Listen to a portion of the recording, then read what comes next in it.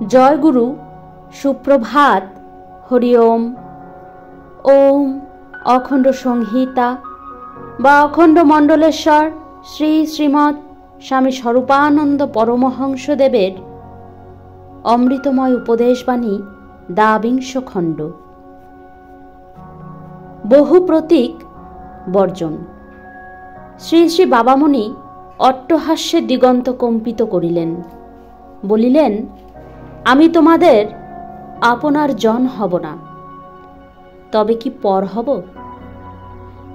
কিন্তু বলো তো বাবা, তুমি বহু প্রতীক বর্জন করতে পেরেছ কি না, এবং পেরে থাকলে তাতে কিছু লাভ হচ্ছে কি প্রকার? যুবক বলিলেন, চক্ষু বুঝলে আর হাজার দেবতা দেখতে পাই না।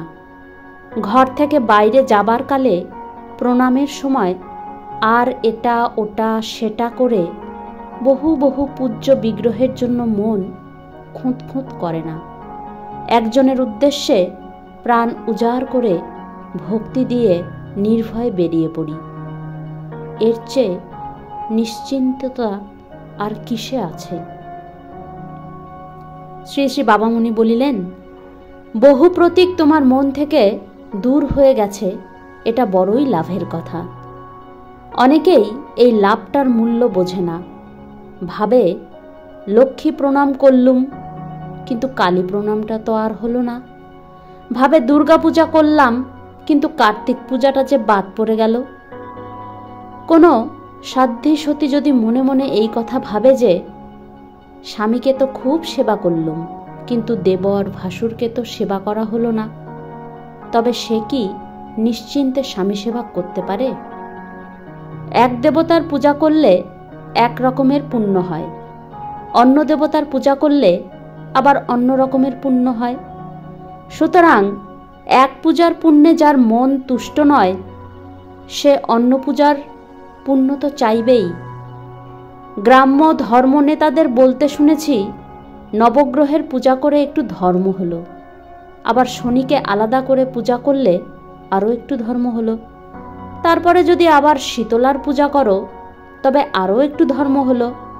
যত বেশি দেবদেবীর পূজা করবে তত বেশি করে ধর্ম হবে।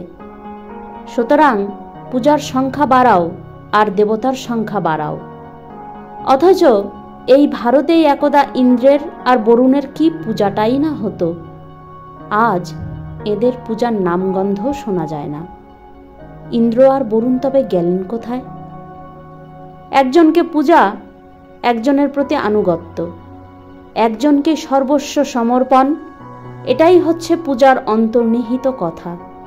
এটাই হচ্ছে সকল পূজার তাৎপর্য এবং পরাকাষ্ঠা।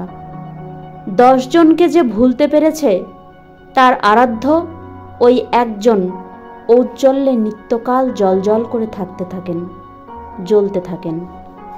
তার আশেপাশে আর অন্ধকার থাকে না।